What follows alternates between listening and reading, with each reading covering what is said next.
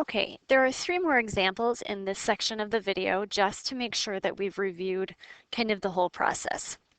So in this case, my least common denominator is p squared, and p itself cannot be 0, because if it was 0, this denominator and that denominator would become 0. So we're going to go through and we are going to multiply everything by p squared. So we have p squared times 1 over p squared is equal to 1 times p squared over 1 plus, keep your parentheses, p minus 1 times p squared all over p squared. So now we're going to go ahead and we're going to cancel. Nothing cancels in the second piece. Cancel. And we're left with 1 is equal to p squared plus p minus 1. Now, as soon as we see a p squared and a p on both sides of on the same side of the equation, we know we are going to have to subtract 1 from both sides.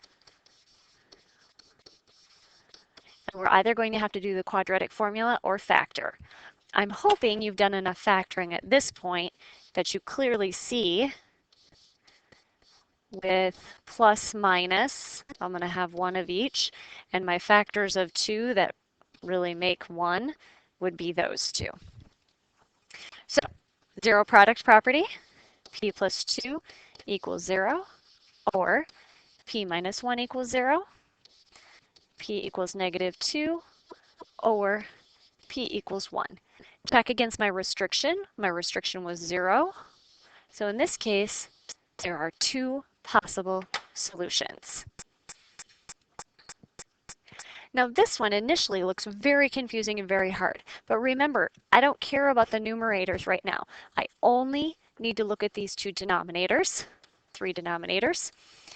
My least common denominator here is x squared, and x can't be 0. So I'm going to go ahead and multiply everything. And so I have 1 times x squared over 1 plus parenthesis 4x plus 20 times x squared over x. That is equal to x squared plus 3x minus 4 times x squared all over x squared. Now I didn't color code this example, but just quickly, there, and there are my common denominator that I'm using for canceling. Nothing cancels in the first one, and x here cancels with 1x there. This x squared cancels with that x squared. What I'm left with is x squared plus distributive property 4x squared plus 20x equal to x squared plus 3x minus 4. Well, I've got x's, x squareds, both sides of the equation. This is one that I'm going to have to get everything to one side set equal to 0 and either factor or quadratic. So, combining like terms right here, 5x squared plus 20x, then I'm going to subtract each of these pieces to move them. End up adding 4 because that's the opposite. Go back through, combine any like terms again. I'm going to have 4x squared plus 17x plus 4 equals 0. Now, again, this is one that I think factors pretty easily. You don't have that many choices to go through. It's plus plus, so I think it's worth a look to see if it will factor. If you want to jump straight to the quadratic formula, that's fine. But I'm pretty sure if I take 4 times 4 and I add 1 times 1, I will get 17. And so what I have after the zero product property is I have 4x plus 1 equals 0, or I have x plus 4 equals 0. So I have 4x equals negative 1, x equals negative 1/4, or x equals negative 4. Go back up, take a quick peek. My restrictions were 0. Neither of my answers is 0. I'm good to go. Now the last example I want to go through is this one. My least common denominator this time is 4n squared. Again, the numerators look all crazy, but we don't have to worry about those.